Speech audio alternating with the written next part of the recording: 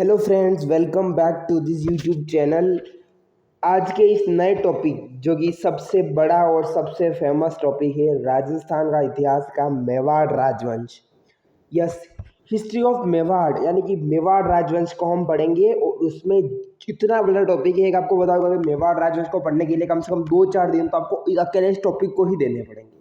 तो हमने अलग अलग पार्ट में हम प्रमुख राजाओं के बारे में पढ़ेंगे, ऑथेंटिक बुक से पढ़ेंगे मेवाड़ राजवंश। जो ये स्किप करता है उसका सिलेक्शन किसी भी एग्जाम में होने की सक्सेस रेट गिर जाती है, क्योंकि इस मेवाड़ के जो क्वेश्चन आते हैं छोटा छोटा से लेकर बड़े से बड़े एग्जाम तक, लगभग 2 से लगाकर 4 क्वेश्चन तक हिस्ट्री के अंदर पूछ जाते हैं, चाहे वो संस्कृति, कला, संस्कृति, किसी भी टॉपिक का रिलेटेड।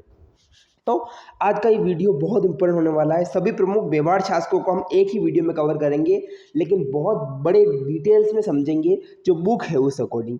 तो वैसे बहुत मेवाड़ का इतिहास तो सदियों पुराना है, उसको हम छेड़ नहीं सकते अलग से। उसको पढ़ना बेटा तो लगभग महीना भर लग जाएगा, तो उस लेवल का नहीं, लेकिन जितना ज़्यादा हो सके एक इतना शॉर्ट कंटेंट सब कुछ कवर हो जाएगा।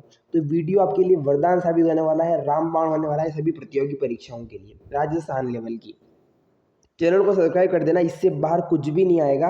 और मेवाड़ राजवंश, राजस्थान की कल्चर, आर्ट्स, इनको हमने कवर करते करते लगभग आज हम हिस्ट्री के टॉपिक कवर कर रहे हैं। राजस्थान का इतिहास होगी, इससे पहले हमने डायरेक्ट जनजाति आंदोलन ही देखे थे। तो आज हम मेवाड़ राजवंश लेके आए हैं। उसके बाद मारवाड़, आमेर, चौहान, इस तरीके से हम इसको कवर करेंगे सीक्वेंस वाइज। चलिए मेवाड़ राजवंश को शुरुआत करते हैं। भाग 1 है ये मेवाड़ के राजवंश, पूरा इतिहास हम कवर करेंगे। फर्स्ट हम देखते हैं कि गुहिल वंश। देखो, मेवाड़ राजवंश का सबसे जो प्रताप, जो एक तरीके से बेस है, उसका आधार है। आपको ये तो पता होगा चित्तौड़ का जो दुर्ग है वो मेसा के पठार पर है ना, चंद्रगुप्त वगैरह, इस तरीके से जो इसका जो है पुनः प्राचीन नाम क्या था, वर्तमान नाम क्या है, ये तो चलो आप हिस्ट्री में पढ़ लोगे। लेकिन गुहिल वंश, जहाँ राजपूतों का परिचय हम देखेंगे राजस्थान में, इसमें गुहिल वंश और उस वंश के प्रतापी शासक, ये जो अभी हम जो 1-2 दिन वीडियो में चर्चा करेंगे, वो गुहिल वंश के ही शासक चर्चा करेंगे जिन्होंने मेवाड़ पर राज किया। मेवाड़ क्या है? उदयपुर, राजसमंद, चित्तौड़गढ़, प्रतापगढ़ तथा इसके आसपास का क्षेत्र है, जिसमें बेसिकली आप मान सकते हो कुछ पार्ट हमारा जो है सिरोही, मतलब भीलवाड़ा, ये जो एरियाज थे, उदयपुर, राजसमंद, चित्तौड़, प्रतापगढ़, भीलवाड़ा, ये सभी क्या थे? मेवाड़ कहलाते थे। ये राजवंश के क्षेत्र मेवाड़ कहलाता था। तो मेवाड़ में अगर कोई पूछे, कोई जो लोग जानते नहीं, वो सोचते हैं मेवाड़ का मतलब केवल उदयपुर है, मेवाड़ का मतलब केवल चित्तौड़ नहीं। मेवाड़ का मतलब उसके पास पास का एरिया भी है। बांसवाड़ा, डूंगरपुर मेवाड़ में नहीं आएंगे, क्योंकि वो वागड़ वाला क्षेत्र आ जाता है। गोहिल वंश ने मुख्यतः मेवाड़ में शासन किया। मुख्यतः इस वंश का नामकरण, प्रश्न आएगा गुहिल वंश का नामकरण किसके, यहाँ का एक शासक था प्रताप, जैसे गुहिल के नाम से हुआ। गुहिल है तो गुहिल वंश हो गया। उसकी मतलब उसके साथ सिर्फ गुहिल वंश की उत्पत्ति मानी जाती है। गुहिल वंश की उत्पत्ति और मूल स्थान के बारे में अनेक मत प्रचलित है। का क्या क्या है? अबुल फजल जो है गुहिलों को मानता है ईरान के शासक नौशेखा से संबंधित करता है। तो कर्नल टोडी ने वल्लभी के शासकों से संबंधित मानते हैं। वहीं गुहिल को जो है हमारे जो तरीके से जो शर्मा है, गोपीचंद शर्मा है, इसके अलावा हरिश्चंद्र ओझा है। तो ये जो एक तरीके से ये अलग अलग मानते हैं कि एक ब्राह्मणों के इसे मानते हैं, गुहिल ब्राह्मण, गुही दत्त ब्राह्मणों से मानते हैं। तो एक तरीके से वो गुही दत्त ब्राह्मणों से वो मानते हैं। और इसके अलावा अबुल फजल जो है वो इन्हें मानता है। अबुल फजल जो ईरान के शासक नौशेखा, यानी वो मानता है कि ये लोग विदेशी है। नौशेखा मतलब ईरान के शासक नौशेखा से संबंधित करता है। नौशेखा, ईरान के नौशेखा से संबंधित करता है अबुल फजल, क्योंकि वो बाहर का। कर्नल टोड, ये भी अंग्रेज है। तो ये वल्लभी के शासकों से संबंधित करता है। तो ईरान के शासक नौशेखा से संबंधित करता है। ईरान का शासक था नौशेखा से संबंधित कौन करता है? अबुल फजल। वहीं आपका प्रश्न आएगा वल्लभी से कौन करता है, तो वो करता है कर्नल जेम्स टोड मानता है। वहीं नैन्सी व गोपीनाथ शर्मा, इसके ब्राह्मण होने का वही आ गया, नैन्सी और गोपीनाथ शर्मा, ये ब्राह्मण होने का मत प्रचलित करते हैं। तो गौरी शंकर जो है वो जगह मानना है कि गुहिल ने अपने शासन स्थापित किया 566 ईस्वी के लगभग।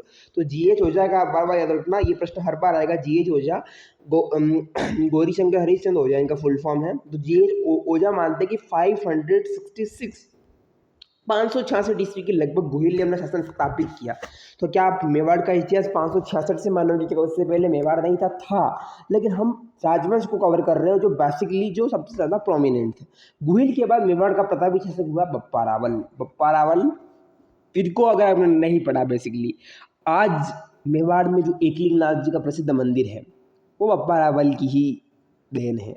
कितना सुंदर दिखता है वो मंदिर, मैं आपको दिखाऊंगा पीछे। देखो उदयपुर राजसमंदी क्या समझा है इस पैराग्राफ में हमने, इसका नामकरण गुहिल के नाम पर पढ़ा। गुहिल की उत्पत्ति के 4 प्रकार के मत प्रचलित है।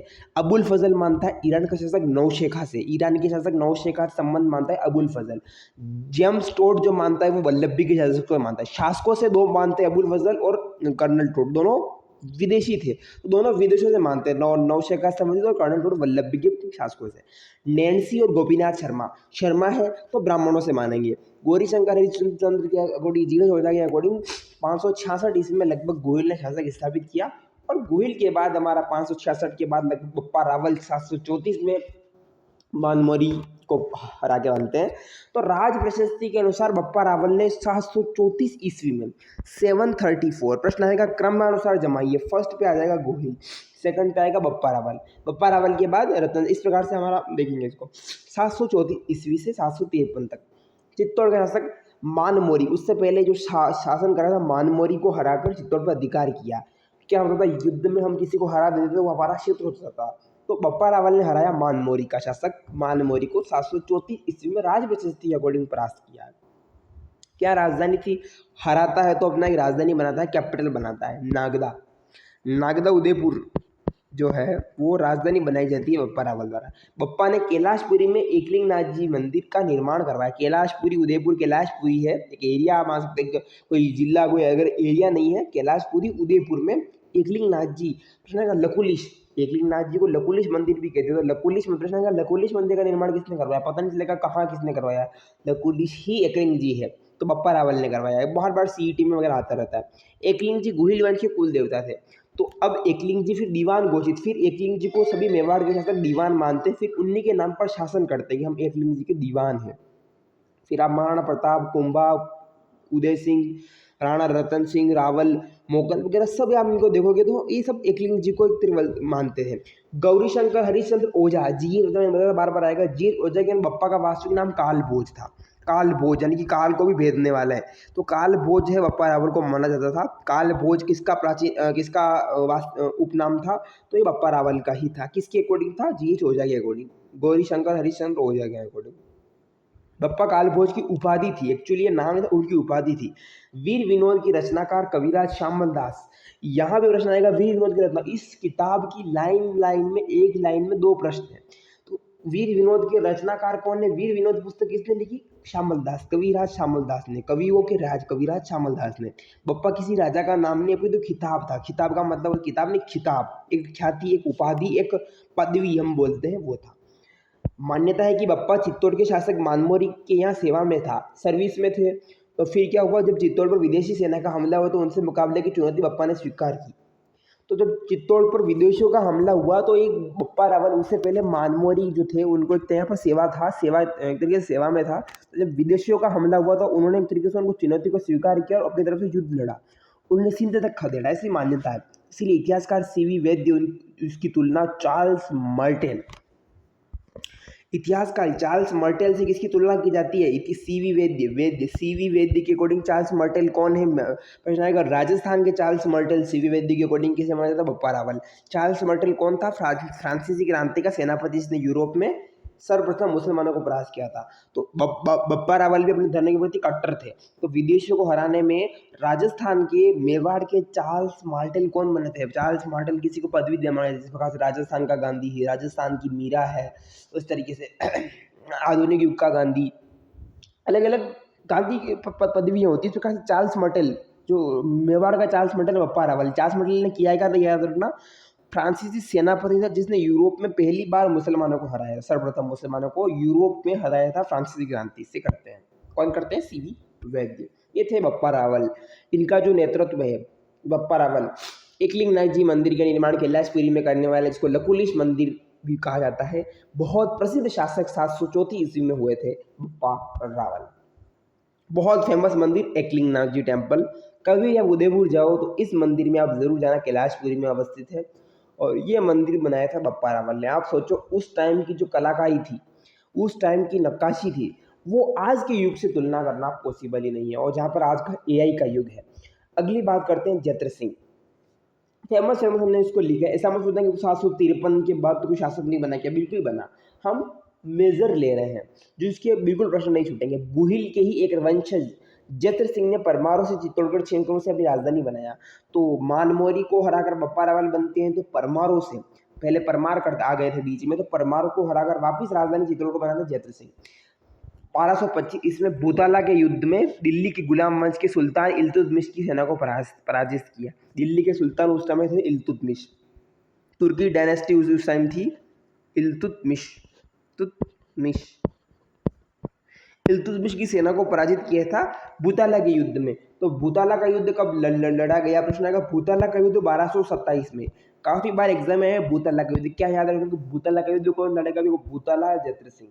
तो भूताला का संबंध ही जत्र सिंह से होगा। तो जत्र सिंह वर्सेस इल्तुतमिश था, नाम था युद्ध का भूताला का युद्ध। और अब एक और प्रश्न आता है कि जिसका वर्णन जय सिंह सूरी का ग्रंथ है हम्मीर मदमर्दन।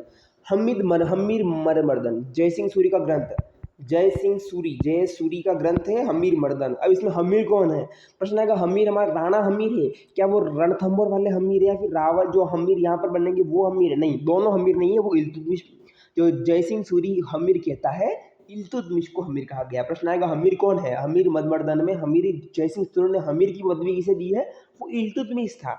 भूताला का युद्ध 1227 जत्र सिंह याद रखना बस आपको। डॉक्टर GH ओझा ने जत्र सिंह की प्रशंसा करते हुए लिखा है, ये परीक्षा में आया हुआ है अभी, GH ओझा ने लिखा है कि दिल्ली के गुलाम वंश के सुल्तानों के समय, जब इल्तुतमिश के समय मेवाड़ के राजा में अगर सबसे ज्यादा शासक था, जब दिल्ली में, प्रश्न आएगा इल्तुतमिश के समकालीन था मेवाड़ में जत्र सिंह के, कौन था सबसे प्रतापी बलवान शासक, जत्र सिंह ही हुआ है, जिसकी वीरता और प्रशंसा विरोधियों ने भी किया। भूताला का युद्ध 1227 हमीर मदमर्दन जय सिंह सूरी इल्तुतमिश, ये हमारे जत्र सिंह जी है।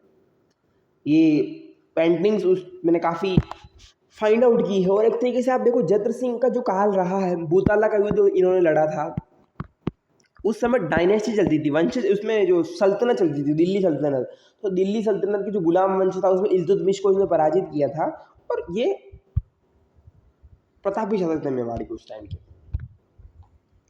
रतन सिंह, अब 1302 से 1303 ये है रतन सिंह। और रतन सिंह का नाम आते ही ये तो बहुत फेमस है, क्योंकि इनके टाइम पे तो चित्तौड़गढ़ में जोहर हो गया था। क्या हो गया था इनके टाइम पे, जोहर हो गया था, तो ये बहुत इंपॉर्टेंट है। रावल रतन सिंह ने 1303 ईस्वी में दिल्ली के सुल्तान अलाउद्दीन खिलजी के आक्रमण का सामना करना पड़ा।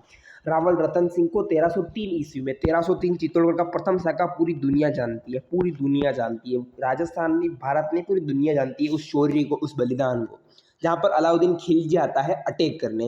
इसका कारण अलाउद्दीन की साम्राज्यवादी महत्वाकांक्षा। RS के एग्जाम में आता है कि चित्तौड़गढ़ पर आक्रमण के सामरिक महत्व लिखिए, कारण लिखिए, तो उसमें साम्राज्यवाद प्रश्न पहला कारण है कि साम्राज्यवादी महत्वाकांक्षा, उसका एम्पायर, उसको बढ़ावा देने के लिए।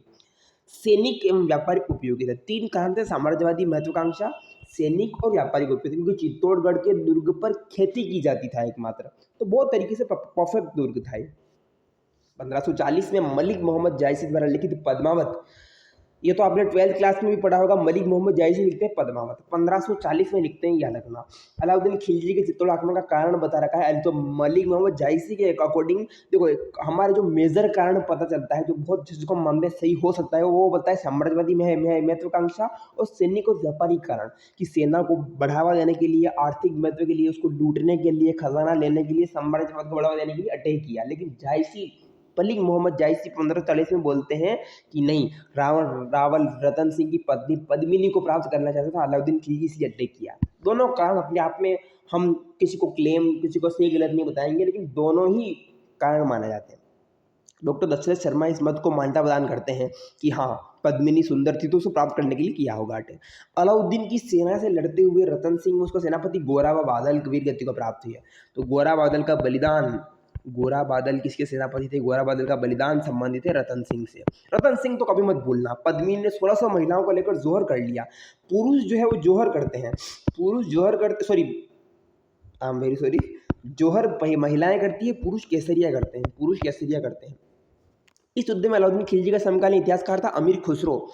अमीर खुसरो गायक, एक तरीके से मैं कहूँ कि चिश्ती का एक तरीके से गायक था, सम्मिलित हुआ था। उसने अपने ग्रंथ खजाइन उल फुतू में, खजाइन उल फुतू काफ़ी बार एग्जाम में हुआ फुतू। अब वो पिछला क्या था, फुतू में खुसरो है, अमीर खुसरो फुतू, खजाइन उल फुतू में इस आक्रमण का वर्णन किया है। तो प्रश्न आएगा अमीर खुसरो ने खजाइन उल फुतू में किस, मतलब प्रश्न आएगा कि चित्तौड़गढ़ का जो गोरा बादल का जो युद्ध हुआ था, जो साका हुआ था, उसमें किसका वर्णन जो है अमीर खुसरो ने किया था, किस किताब में किया था, खजाइन उल फुतू में किया था। खजाइन उल फुतू किसकी हुई है, अमीर खुसरो ने 1600 महिलाओं का जोहर का किया था। अलाउद्दीन ने अपने पुत्र खिजर खां को चित्तौड़ का प्रशासक नियुक्त किया और चित्तौड़ का नाम रख दिया खिजराबाद। क्या रख दिया, खिजराबाद। अलग अलग वो नाम रखता है, किसी का खिजराबाद रखता है, सिवाना के दुर्ग का हमारा उसका अलग ही रख देगा खिजराबाद, ऐसे ऐसे बड़ा आम होता है। रतन सिंह मेवाड़ के गुहिल वंश की बप्पा रावल शाखा का अंतिम शासक था। एक प्रश्न आएगा बप्पा रावल, गुहिल वंश की रावल शाखा, गुहिल वंश का अंतिम शासक नहीं था। प्रश्न आएगा तो गुहिल वंश की रावल शाखा, रावल रतन सिंह अंतिम शासक था। इसमें मोगल सिंह वगैरह लगा है, ये रावल रतन सिंह है। जोहर के लिए चित्तौड़ में इनका पूरा मतलब प्रसिद्ध है, पूरा चित्तौड़ इनके नाम से जाना जाता है। हमीर, ये राणा हमीर है, ये चौहान वाले हमीर नहीं है, ये मेवाड़ के हमीर है। 1326 से 1364 तक सिसोदिया ठिकाने के जागीरदार हमीर ने 1326 में चित्तौड़ पर अधिकार में गुहिल वंश की पुनर्स्थापना की। 1326 में तो राणा हमीर का है 1326 में। कालक्रम टोनोलॉजी के क्वेश्चन आते हैं तो 1326 में हमीर ने पुनर्स्थापना की। सिसोदा का तो सिसोदिया ठिकाने के जागीरदार थे। तो प्रश्न आएगा हमीर किस ठिकाने से संबंधित है, गुहिल वंश के तो ठिकाना कौन सा, सिसोदिया वंश, पुनर्स्थापना कर 1326 में। सिसोदिया का जागीरदार होने से उसे सिसोदिया कहा गया। सिसोदा का जागीरदार, सिसोदा एक एरिया है, एक क्षेत्र है, लेकिन सिसोदिया फिर उसके बाद में सिसोदिया कहा गया उसका जागीरदार। हमीर के दादा लक्ष्मण सिंह अपने पुत्रों के साथ अलाउद्दीन खिलजी के विरुद्ध लड़ते हुए वीर गति को प्राप्त हुए थे। हमीर के जो दादाजी थे, यानी कि लक्ष्मण सिंह जी का पोते के रूप में हमीर जो शासक बनते हैं, और वो अपने दादा, उनके दादा अलाउद्दीन खिलजी के टाइम जो है जब साका वगैरह हुआ होगा, तो उसमें लक्ष्मण सिंह जी अपने पुत्रों के साथ जो वीर गति को, अपने पुत्रों के साथ का मतलब लक्ष्मण सिंह जी के पुत्र, यानी कि हमीर, अपने हमीर के पिता, प्रश्न अगर इनडायरेक्टली कह रहा है हमीर के पिता जो है वो मर गए थे एक तरीके से, वीर गति को प्राप्त हुए थे। उसके बाद मेवाड़ के सभी शासक सिसोदिया कहलाते हैं। तो मेवाड़ के सभी शासक सिसोदिया कब से कहलाने लगते हैं? सिसोदिया दरअसल कोई कास्ट, कोई वंश नहीं है। सिसोदिया एक सिसोदा, एक एरिया है जिसका जागीरदार होने का सिसोदिया कहलाते हैं। तो कब से कहलाते हैं? जब हमीर के दादाजी लक्ष्मण सिंह जी और वो अपने पुत्रों के साथ जो वीर गति को प्राप्त हुए थे अलाउद्दीन खिलजी के विरुद्ध लड़ते हुए। हमीर को मेवाड़ के उद्धारक की संज्ञा दी जाती है। प्रश्न आएगा मेवाड़ का उद्धारक, मेवाड़ का उद्धार बहुत सारों ने किया, लेकिन मेवाड़ का एग्जैक्टली उद्धारक, मेवाड़ उद्धारक मतलब मैं कहूँ कि रिफॉर्मर्स ऑफ मेवाड़, रिफॉर्मर मतलब उसको एक तरीके से मेवाड़ की पुनः स्थापना करने वाले, उसको मतलब उसे करने वाले, तो उसको कहा गया है कि मेवाड़ का उद्धारक की संज्ञा दी जाती है, हमीर को कहा जाता है। राणा हमीर को विषम घाटी पंचानन, ये प्रश्न बार बार आए, विषम घाटी पंचानन, पंचानन का तो विषम घाटी पता चलेगा, लेकिन पंचानन आते देखो, पंचानन इसकी एक उपाधि हो गई। इसके अलावा एक इसकी उपाधि है मेवाड़ का उद्धारक है, उद्धारक है पंचारक, पंचारक का मतलब विकट आक्रमण में सिंह के सदृश, विषम घाटी पंचानन, यानी कि विषम परिस्थितियों में भी इतना बड़ा अटैक होने के बावजूद भी सिंह जैसा फूर्ति, सिंह के सदृश्य की संज्ञा राणा कुंभा की कीर्ति स्तंभ प्रशस्ति में दी गई थी। तो किसमें दी गई? राणा कुंभा की जब लिखी जाती है कीर्ति स्तंभ प्रशस्ति, इसमें कीर्ति स्तंभ प्रशस्ति में पंचानन विषम घाटी पंचानन की उपाधि किसे दी गई? प्रश्न आएगा विषम घाटी पंचानन की उपाधि राणा हमीर को किस ग्रंथ में दी गई? उसमें वीर विनोद, जय सिंह सूर्य का जो ग्रंथ है उसमें राणा कुंभा की कीर्ति प्रशस्ति, तो कीर्ति स्तंभ में दिया गया। उसके बाद में देखिए विषम घाटी पंचानन का उपनाम है और मेवाड़ का उद्धारक है। हमीर ने सिंगोली बांसवाड़ा के युद्ध में, सिंगोली का युद्ध के टाइम हुआ था बांसवाड़ा में, सिंगोली बांसवाड़ा में, एमपी में नहीं, सिंगोली बांसवाड़ा के युद्ध में मोहम्मद बिन तुगलक की सेना को पराजित किया था। तो राणा हमीर जी जो है वो तीन चीज़ें, सिसोदिया यहाँ से शुरू करते हैं, 1326 में इनके दादाजी और इनके पिताजी वीर गति को प्राप्त होते हैं। इसके अलावा सिसोदिया इनके नाम से कहलाते हैं। ये मेवाड़ के उद्धारक है, ये मेवाड़ के उद्धारक है।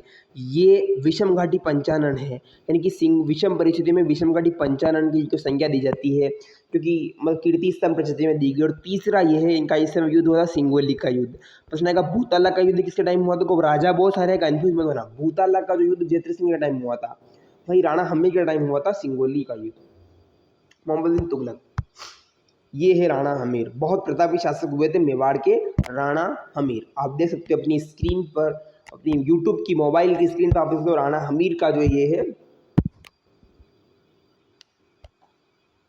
महाराणा लाखा, आप सब लोग उदयपुर जाते हो, आपने बहुत बार पिछोला झील देखी होगी, कभी आपने सोचा है कि ये किस काल में बनी थी, किसने बनाई, वो बात तो अलग है, बंजारे ने बनाई थी, चिड़ी मार बंजारा जो नाम था, लेकिन उसको अनुदान, उसको बनाने का जो श्रेय, मतलब बनाया तो कारीगर ने था बेसिकली बंजारे ने, लेकिन किसके शासनकाल में किसका सपोर्ट रहा था, राणा लाखा का टाइम में बनी थी। 1382 ईस्वी में महाराणा लाखा मेवाड़ का शासक बना, 1382 में।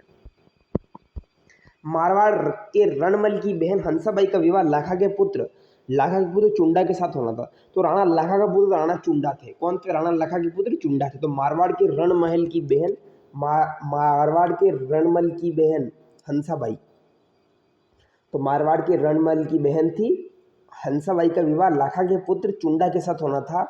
तो हंसाबाई का विवाह होना था, लेकिन परिस्थितिवश ये विवाह लाखा के साथ संपन्न हो गया। तो लाखा के पुत्र चुंडा के साथ होना था, यानी कि लाखा के पुत्र के साथ होना था, क्योंकि राजाओं के बहुत सारे, अब ऐसा मत होना कि पुत्र तो अभी शादी हुई, पुत्र कैसे हो गया, बेसिकली बहुत सारी राजा की रानियां होती थी। तो लाखा के पुत्र चुंडा के साथ होना था, लेकिन बेटे के बजाय बाप से हो गया, तो लाखा से हो गया। और इस विवाह की शर्त यह थी कि मेवाड़ का उत्तराधिकारी हंसाबाई का पुत्र ही होगा। अब हंसाबाई का पुत्र यानी कि जो चुंडा जो थे, जहाँ से होता, वो तो उसकी शादी यहाँ से होगी। अब जो भी इससे हंसाबाई का जो पुत्र होगा, तो हंसाबाई का विवाह लाखा के पुत्र के बजाय लाखा से हो गया। तब हंसाबाई का जो पुत्र होगा फिर अब चुंडा का भाई कहलाएगा। तो एक तरीके से हंसाबाई का जो पुत्र होगा वो मेवाड़ का क्या होगा, लाखा का योग्य पुत्र चुंडाधिकारी को राज्याधिकार से वंचित होना पड़ा। तो जो उसका जो बेटा था, जो रियलिटी था, कुल मिलाकर प्रोसेस क्या रही, मारवाड़ का रणमल की बहन थी हंसाबाई, उसका विवाह होना था लाखा का पुत्र चुंडा के साथ होना था। लाखा का पुत्र था चुंडा, उसके साथ होना था मारवाड़ के हंसाबाई का, लेकिन हो गया बेटे की जगह बाप से। तो अब बेटा तो ऐसे ही रह गया, क्योंकि बाप के बाद तो बेटा ही बनता है, लेकिन शादी की शर्त ये थी कि उत्तराधिकारी जो हंसाबाई का पुत्र होगा, ये चुंडा नहीं होगा। तो इनडायरेक्टली उस राजा ने हंसाबाई के चक्कर में चुंडा को छोड़ दिया। तो मतलब राज्याधिकार से वंचित होना पड़ा। चुंडा को राजस्थान का विश्व पितामह भी कहा जाता है, बहुत इंपॉर्टेंट। राणा चुंडा जो है, जिनको कुछ पुत्र नहीं बने, वो किसके पुत्र थे? राणा लाखा के पुत्र थे। तो राजस्थान का विश्व पितामह, ऐसे प्रश्न जो है वो अक्सर बीएसएससी जो वन लाइन, आजकल तो आरपीएससी तो बिल्कुल नहीं पूछती है वन लाइनर जो फैक्ट वाले क्वेश्चन कि विश्व पितामह कौन है, लेकिन आरएसएस भी पूछ सकता है, सीटी में 12th लेवल की पूछ सकता है। राजस्थान के विश्व पितामह कहलाते हैं राव चुंडा राजस्थान के विश्व पितामह कहलाते हैं। समझ में आता है ना। राणा लाखा के समय जावरा माइंस, चांदी व सीसा की बहुत अधिक मात्रा में निकलने लगा, जिससे आर्थिक समृद्धि बढ़ी। तो राणा लाखा के टाइम ही प्रश्न आएगा कि जावर माइंस जो है, जावर की जो माइंस है, जावर माइंस और चांदी व सीसा की जो खाने सबसे ज़्यादा निकली थी, और राणा लाखा के टाइम में निकली थी। आर्थिक समृद्धि बढ़ी, और एक इसी समय के बंजारे ने पिछोला झील का निर्माण कराया। तो राणा लाखा या तो आप रख लोगे पिछोला झील बनाई। राणा लाखा के टाइम पे आर्थिक समृद्धि बढ़ने का कारण एक मतलब था सीसा व जावर माइंस की खाने थी। दूसरा कारण राजस्थान का भीष्म पितामह, इसका पुत्र कहलाता है चुंडा। क्या चुंडा को राजगद्दी प्राप्त हुई थी? नहीं, चुंडा को राजगद्दी प्राप्त नहीं हो पाई थी, क्योंकि हंसाबाई जो मारवाड़ के रणमल की बहन थी, बेटी नहीं रणमल की, मारवाड़ के रणमल की बहन हंसाबाई जो थी, वो उसका विवाह होता लाखा के पुत्र चुंडा से। अगर उसके साथ होती तो लाखा, लेकिन परिस्थितियां बस, अब ऐसा नहीं कि लाखा ने खुद जबरदस्ती कर ली, परिस्थितियां बस विवाह लाखा के साथ संपन्न हो गया। कुछ ऐसी त्रुटि रही होगी, फिर कुछ लोग छल भी किया जा सकता है, इस विवाह के साथ शर्त ये थी कि अब उत्तराधिकारी उनको नहीं बनना। ये लाखा, महाराणा लाखा मेवाड़ के शासक 1382 बनते हैं। राणा लाखा ने इन्हीं के काल में एक बंजारा बना था। ये देखो पिछोला झील, उदयपुर मेवाड़ की सबसे प्रसिद्ध झील है पिछोला झील, बहुत फेमस झील है, याद रखना, एग्जाम में प्रश्न आएगा पिछोला झील का। किसने बनाई थी? महाराणा मोकल। इनका तो कार्यकाल बहुत छोटा सा रहा, लगभग ये 12-13 साल रहे होंगे। 1421 में शासक बनते हैं। मोकल महाराणा लाखा व हंसाबाई का पुत्र था। तो ठीक है, यानी कि चुंडा का वो भाई था। चुंडा को राजगद्दी प्राप्त नहीं होकर ये शर्त ये थी कि जो हंसाबाई का जो पुत्र होगा, जो नया बेटा होगा इनसे, लाखा से और हंसाबाई से, वो ही शासक करेगा। तो इनका बेटा होता है महाराणा मोकल। तो महाराणा मोकल जो है वो मोकल, और अब लड़ाई मोकल और चुंडा में, तो चुंडा को नहीं बनाया जाएगा, कोई शर्त इस शर्त में हुई थी कि जो हंसाबाई का पुत्र, तो हंसाबाई का पुत्र चुंडा नहीं था, हंसाबाई का पुत्र तो हंसाबाई का पति बनने वाली थी चुंडा की, तो बेटा तो नहीं था मोकल। तो एग्जैक्टली होना तो चुंडा के साथ राजगद्दी तो चुंडा को मिलनी चाहिए थी, लेकिन मिली थी मोकल को। तो महाराणा मोकल इन्हीं का हंसाभाई का पुत्र था। 1421 में जब मोकल शासक बना तो अल्पायु का होने के कारण चुंडा ने उसके संरक्षक के रूप में कार्य किया। अब सोचो, एक भाई के संरक्षक के रूप में कार्य करता है, लेकिन चुंडा के मन में कहीं ना कुछ तो कुछ रहा ही होगा कि बदला तो मुझे था, मैं उसको संरक्षक काम करना पड़ता हूँ। पर जब चुंडा को लगा कि मोकल की माता हंसाभाई उसको संदेह करती है, तो वो मेवाड़ छोड़कर मांडू चला गया। संदेह करती है कि मतलब उसको डाउट करती है कि वो मार देगा मेरे बेटे को, राजगद्दी के लिए कुछ भी कर देगा। तो हंसाबाई क्या करती थी कि जब मोकल की माता जो है चुंडा को लगा, काफी स्वाभिमानी होते थे राजा, तो संदेह करती तो मेवाड़ छोड़कर मांडू चला गया। तो मेवाड़ छोड़कर चुंडा, याद रखने का ट्रिक है, चुंडा चले गए मांडू, चुंडा मांडू चले गए, है ना, मेवाड़ छोड़कर। 1433 से मोगल की जिलवाड़ा में चाचा व मेरा ने महपा पवार के साथ मिलकर हत्या कर दी। तो मोगल की हत्या कर दी जाती है, कुछ लोग बोलते हैं हत्या करवा दी जाती है चुंडा के द्वारा। काफी बहुत एलिगेशन लगाया जाता है कि बेटे, क्योंकि काफी विवादास्पद कार्यकाल रहा था मोगल का, क्योंकि बनना किसको और को नहीं था। देखो, जब ऐसा होता है कि बनना किसी को और बन को और देता, तब तो जो ईर्ष्या होती है, जो जेलीसी होती है, वो नेक्स्ट लेवल की पीक होती है। 1433 में, 1421 से बनते हैं और 33 में 12 साल बाद ही जिलवाड़ा में चाचा व मेरा ने चाचा व मेरा ने मेहपा पवार के साथ मिलकर किसके मेहपा पवार किसकी हत्या करते हैं? मोकल की। मेहपा पवार मोकल के साथ मिलकर हत्या करते हैं। मारा था। ये मोकल है बेचारे, छोटे से कार्यकाल में 21 से 33 तक ये रहे। भाई थे चुंडा, इनके भाई थे। ये मोकल है, महाराणा मोकल सिंह, मोकल। ओके, बहुत फेमस क्वेश्चन, बहुत ज़्यादा डीपली, बहुत ज़्यादा फेमस महाराणा कुंभा पढ़ेंगे अब हम। हमारे 26 को आधा घंटा हो गया।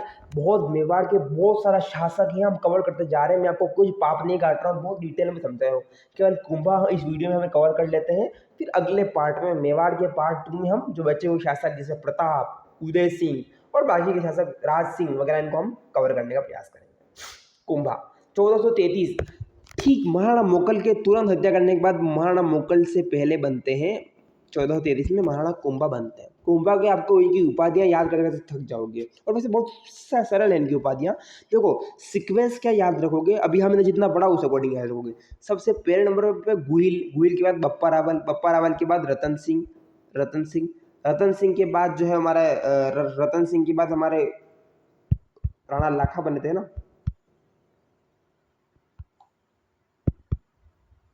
जयद्र सिंह, रतन सिंह, लाखा।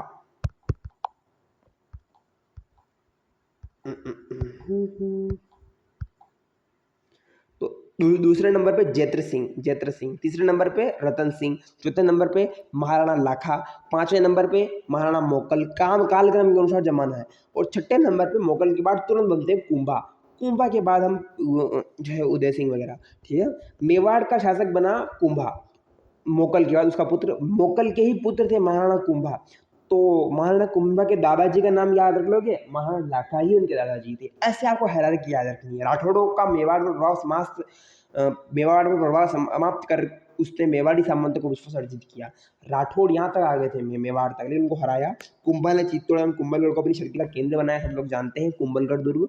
1437 में सारंगपुर का युद्ध, भूताला का युद्ध हुआ जयद्र सिंह के टाइम, भूताला का युद्ध जयद्र सिंह के टाइम, जिसमें इल्तुतमिश जो वगैरह था। इसके अलावा अभी हमने एक और युद्ध के बारे में पढ़ा था, फिरोज शाह तुगलक का युद्ध। फिरोज शाह तुगलक का युद्ध जो हुआ था,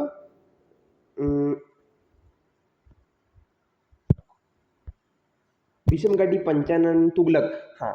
सिंगोली का युद्ध जो है वो लड़ा गया था हम्मीर के टाइम। सिंगोली का युद्ध महाराणा हम्मीर के टाइम लड़ा गया था। भूताला का युद्ध जयद्र सिंह भूताला का युद्ध। सिंगोली में हम्मीर का युद्ध सिंगोली मोहम्मद तुगलक। और उसके बाद महाराणा कुंभा जो है सारंगपुर का युद्ध लड़ते हैं। देखो, सिंगोली और सारंगपुर अलग है। तो सारंगपुर का युद्ध जो है वो महाराणा कुंभा द्वारा 1437 सारंगपुर का युद्ध, बहुत फेमस युद्ध है। महाराणा कुंभा तो सारंगपुर का युद्ध लड़ते हैं। इसके अलावा मालवा के शासक, सारंगपुर के युद्ध में मालवा के शासक महमूद खिलजी, मालवा का शासक था महमूद खिलजी। ये खिलजी तो अलग अलग थे।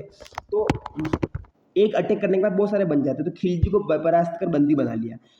इस विजय के उपलक्ष्य में कुंभा ने कीर्ति स्तंभ, तो सारंगपुर के युद्ध तो याद रखने 1437 में हुआ था। 1433 में 4 साल बाद ही सारंगपुर जीता।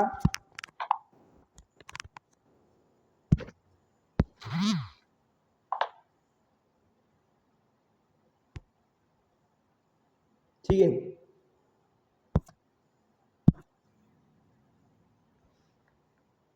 तो मेवाड़ और कीर्ति स्तंभ का निर्माण करना है। कीर्ति स्तंभ कीर्ति स्तंभ का निर्माण कुंभा ने करवाया था। नागौर के उत्तराधिकार को विजय स्तंभ कीर्ति स्तंभ है ना, उत्तराधिकार को लेकर मेवाड़ और गुजरात में युद्ध हुआ नागौर के उत्तराधिकार को लेकर, जिसमें गुजरात की पराजय हुई। 1453 में कुंभा ने मारवाड़ से मंडोर छीन लिया, क्योंकि कुंभा जो है वो मारवाड़ को राठौड़ को समाप्त करने का कार्य कर रहे थे। राठौड़ों का मेवाड़ में प्रभाव को समाप्त करने का काम कर रहे थे। तो जो गुजरात में मेवाड़ और गुजरात के बीच में युद्ध होता है उत्तराधिकार को, नागौर के उत्तराधिकार को लेकर, जिसे परंतु बाद में संधि कर अपने पुत्र रायमल का विवाह मारवाड़ की राजकुमारी से कर दिया। तो मारवाड़ का जो इसमें विवाह जो रायमल की विवाह मारवाड़ की राजकुमारी से कर दी। 1456 में मालवा के जो हराए गए जो महमूद खिलजी व गुजराती कुतुबुद्दीन के बीच, मालवा के महमूद खिलजी और गुजराती कुतुबुद्दीन, महमूद खिलजी और कुतुबुद्दीन के बीच चंपानेर की संधि हुई। चंपानेर की संधि 1456 में हुई। किस काल में हुई थी? कुंभा के शासन काल में। इस संधि में ये तय किया चंपानेर में कि दोनों शासक मिलकर कुंभ पर आक्रमण करके उसे हराकर उसके राज्य को बांट लेंगे।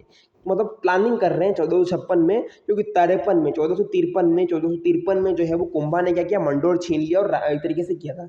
और इस तरीके से गुजरात में युद्ध होता है, मेवाड़ में गुजरात में युद्ध होता है जो कुतुबुद्दीन के बीच, और इसके अलावा मालवा में युद्ध होता है। तो मालवा गुजरात हो गए मेवाड़ के अगेंस्ट। अब खिलजी साहब और कुतुबुद्दीन ऐलक साहब मिल गए और बोलते हैं कि हम इसको हराएंगे। संधि कर ली चंपानेर की संधि। चंपानेर की संधि 1456 में होती है। क्या था? मालवा के मोहम्मद खिलजी और कुतुबुद्दीन के बीच, मोहम्मद खिलजी और कुतुबुद्दीन की चंपानेर की संधि, जिसमें ये तय किया गया कि कुंभा को हरवाएंगे, बांट लेंगे। 1457-58 में गुजरात और मालवा के शासकों ने मेवाड़ पर आक्रमण किया, मगर कुंभा की कूटनीति से दोनों शासक मतभेद। आप सोचो, दोनों कुंभा ने ऐसी चाल चली, ऐसी चाणक्य नीति चली कि उन दोनों के बीच में मतभेद पैदा हो गए, फिर विशेष सफलता प्राप्त नहीं कर सके। ऐसा माना जाता है कि कुंभा ने 32 दुर्गों का निर्माण करवाया। हालांकि अतिशयोक्ति मानी जाती है कि 32 दुर्ग राजा कैसे बना सकता है, कि माना जाता है, जिसमें सिरोही, अचलगढ़, कुंभलगढ़, प्रसिद्ध कविराज श्यामल दास वीर विनोद भी कुंभा को मेवाड़ के 84 में से 32 दुर्गों की निर्माता बताते हैं कि 84 दुर्ग है मेवाड़ की, उसमें से 32 दुर्गों की निर्माता कौन मानती है? श्यामल दास कविराज मानते हैं। कुंभलगढ़ का दुर्ग अपनी विशेष भौगोलिक स्थिति बनावट के कारण प्रसिद्ध है। इसका शिल्पी कुंभलगढ़ का दुर्ग का कारीगर कौन था? मंडन। इसके अलावा जेता, कूपा वगैरह ये भी थे। कुंभा ने चित्तौड़गढ़ में कुंभ स्वामी मंदिर, कुंभ है तो कुंभ स्वामी मंदिर, श्रृंगार चवरी का मंदिर, एकलिंग जी का विष्णु मंदिर और रणकपुर के मंदिर बनवाए, जो अपनी विशालता, तक्षण कला और के कारण अद्भुत है। तो कुंभलगढ़ में कुंभ स्वामी मंदिर, कुंभ स्वामी, श्रृंगार चवरी, ये सभी चित्तौड़गढ़ मंदिर के आभूषण है। मतलब आकर्षक है। प्रश्न आएगा, श्रृंगार चवरी मंदिर किसकी आकर्षक है? कुंभ स्वामी, श्रृंगार चवरी, एकलिंग जी का विष्णु मंदिर कुंभा ने बनवाया था, रणकपुर का मंदिर, ये सब। कुंभा एक विद्वान। कुंभा की रुचि किस में थी? विद्यानुरागी था। कान्ह व्यास द्वारा रचित एकलिंग महात्म्य से क्या होता है? एकलिंग महात्म्य के अनुसार कान्ह व्यास, एक और रचना आ गई। एकलिंग महात्म्य के रचनाकार कौन है? कान्ह व्यास थे। कान्ह व्यास एकलिंग महात्म्य है ना। तो उनसे कहता है कि वह वेद, कुंभा की रुचि देखो, ऑलराउंडर थे कुंभा, महाराणा कुंभा। वेद, स्मृति, मीमांसा, उपनिषद, व्याकरण, राजनीति में रुचि रखता था। संगीत राज की उपाधि थी संगीत मीमांसा। देखो, संगीत राज कुंभा थे। संगीत मीमांसा, स्थूल प्रबंध इनके द्वारा रचित ग्रंथ थे। संगीत राज, संगीत सर, म्यूजिकल में काफ़ी इंटरेस्ट थी। तो अगर आपसे एग्जाम में पूछेंगे संगीत राज, संगीत मीमांसा, शुद्ध प्रबंध किस शासक की रचना है? कुंभा की। ऐसा माना जाता है। कुंभा ने चंडी शतक की व्याख्या गीत गोविंद जयमल की है। गीत गोविंद, चंडी शतक की व्याख्या गीत गोविंद और संगीत रत्ना का टीका लिखी थी। इसके काल में कवि अत्रि और महेश हुए थे। कीर्तिशन प्रशस्ति की रचना की। तो कीर्तिशन प्रशस्ति की रचना अत्रि और महेश ने की। तत्कालीन साहित्यिक ग्रंथ प्रसिद्ध महाराणा कुंभा को ये उपाधियां याद रखना, हजारों एग्जाम में पूछी जाती है। महाराजाधिराज राव राय, दान गुरु, छाप गुरु, दान गुरु, दान करने वाले राजगुरु, परम गुरु, हाल गुरु, अभिनव भट्टाचार्य, हिंदू सुल्तान, वीरदों से विभूषण। तो दान गुरु राव राय, महाराजाधिराज राव राय, दान गुरु, राजगुरु, परम गुरु, हाल गुरु। तो दान गुरु, परम गुरु, राजगुरु, हाल गुरु से गुरु आते हैं, तो कुंभा है। राव राय, महाराजाधिराज तो भी कुंभा। अभिनव भट्टाचार्य भी कुंभा ही है। हिंदू सुल्तान, विरुद्धों से विभूषण किया। कुंभा निसंदेह प्रतापी शासक था, किंतु उसका अंतिम समय कष्टमय रहा। अपने जीवन के अंतिम काल में कुंभा को उन्माद रोग हो गया। उन्माद मतलब एक हाइपोमानिया होता है। और उसके पुत्र उदय सिंह ने 1468 में उसकी हत्या कर दी। तो उदा जो है वो पितृहंता कहलाता है। उदा पुत्र हंता हो गया, अपने बाप की हत्या करते हैं। उस उदा ने कुंभा को मार दिया। आप सोचो, आप ऐसा माना जाता है कि उन्माद हो गया। मतलब अपवाद है, मतलब हम कह नहीं सकते, लेकिन एक तरीके से है। बाकी इसे मारवाड़ का पितृहंता, मेवाड़ का पितृहंता अलग अलग है। अपने जीवन के अपने जीवन के अंतिम काल में कुंभा कुछ मानते हैं कि उनको उन्माद रोग हो गया तो मर गए, कुछ मानते हैं कि उदा ने 1468 में हत्या कर दी। 1433 में शासक, वापस रिपीट करूंगा, 1433 में शासक बना। इसके अलावा मेवाड़ी सामंतों का विषयवादी था। सारंगपुर का भी 1437 में विजय हुई, कीर्ति स्तंभ, विजय स्तंभ का निर्माण करवाया। गुजरात व मेवाड़ के शासकों में मेवाड़ का शासक, मालवा का शासक था उस समय महमूद खिलजी, उसको हराया। नागौर के उत्तराधिकार को लेकर मेवाड़ गुजरात में युद्ध हुआ, मेवाड़ और गुजरात में युद्ध हुआ। महमूद खिलजी को बंदी बना लिया मालवा 1437 में सारंगपुर के युद्ध में। तो सारंगपुर का युद्ध किस किस के बीच हुआ? कुंभा और महमूद खिलजी के बीच में। कुंभा और खिलजी में 1437 में सारंगपुर के युद्ध में उसको बंदी बना लिया गया। फिर मेवाड़ और गुजरात के बीच में युद्ध होता है। गुजरात का शासक था कुतुबुद्दीन। फिर अपने पुत्र एक तरीके से रायमल का विवाह मारवाड़ की राजकुमारी से कर दिया, परंतु बाद में संधि कर अपने पुत्र रायमल तो मारवाड़ की राजकुमारी से कर दिया 1433 में कुंभा ने। तो कुंभा ने अपनी पुत्री रायमल का राजकुमारी से कर दिया। 1436 में चंपानेर का संधि होती है। 1456 में चंपानेर की संधि होती है। खिलजी और ऐबक मिल जाते हैं। मालवा और गुजरात के शासक खिलजी और ऐबक मिलते हैं, बोलते हैं अटैक करेंगे साथ में, लेकिन 57 में ऐसी चाल चलते हैं कुंभा की, दोनों को अटैक कर देते हैं, सफलता नहीं मिलती है। 32 दुर्गों का निर्माण पाया जाता है हमें श्यामल दास के अकॉर्डिंग कि 84 में से 32 दुर्गों का निर्माण बनाते हैं। शिल्पी जो है वो मंडन थे। कुंभा स्वामी श्रृंगार चवरी एकलिंग जी का मंदिर बनाते हैं। स्मृति, मीमांसा, उपनिषद, व्याकरण, रुचि सभी चीज़ें में थे। एक लिंग महात्म्य में कवि कान्हा व्यास के द्वारा रचित। चंडी शतक की व्याख्या, चंडी शतक गीत गोविंद संगीत रत्नाकर, संगीत ही है। चंडी शतक गीत गोविंद संगीत रत्नाकर पर टीका लिखी थी। कवियत्री और महेश कीर्ति स्तंभ बची। सबसे इंपॉर्टेंट की उपाधियां याद रखना, महाराजाधिराज राव राय, महाराजाधिराज राव राय, दान गुरु राज, आप गुरु राज, गुरु परम गुरु, हाल गुरु, अभिधव प्रत्याचार्य, हिंदू शिक्षण सभी इन्हीं की थी। और 1468 में माना जाता है कि उनको उन्माद हो गए, फिर एक तरीके से उदा ने हत्या कर दी। ये है महाराणा कुंभा और कुंभलगढ़। ठीक है, बहुत प्रसिद्ध कुंभा थे महाराणा कुंभा। अपने अभी सांगा पढ़ोगे आप, सांगा ने तो 84 गांव ऐसे लगे थे वगैरह, 80 गांव लगा के। फिर भी हम देखते हैं कि मेवाड़ बहुत अपने इतिहास के लिए आधा भी अभी तक हमने नहीं पढ़ा है। ये था मेवाड़ राजवंश। लगभग 37 मिनट के इस वीडियो में मैंने मेवाड़ राजवंश खत्म कर दिया है आधा। मैं फिर रिपोर्ट करूंगा। अभी पार्ट 1 हुआ है, आपको पसंद आया होगा, स्टोरी अच्छी लगी हो, मैंने इमेज भी लगी तो लाइक कर देना। पार्ट 2 हम जरूर लेके आएंगे 1-2 दिन में, तो पार्ट 2। सो मिलते हैं अगले वीडियो में। चैनल को सब्सक्राइब कर देना, ज़्यादा से ज़्यादा शेयर करना। वीडियो पसंद आए तो अपने फ्रेंड्स को जरूर बताओ कि कोई सा भी अब मेवाड़ का जो राजाओं का क्वेश्चन है कालक्रम के अनुसार हमने क्या समझा। हमने जो है बप्पा रावल, जैत्र सिंह, रतन सिंह, महाराणा लाखा, महाराणा मोकल, फिर कुंभा, इनका सब करके हम कवर कर लिया। तो मिलते हैं अगले वीडियो में। Bye bye, Tata.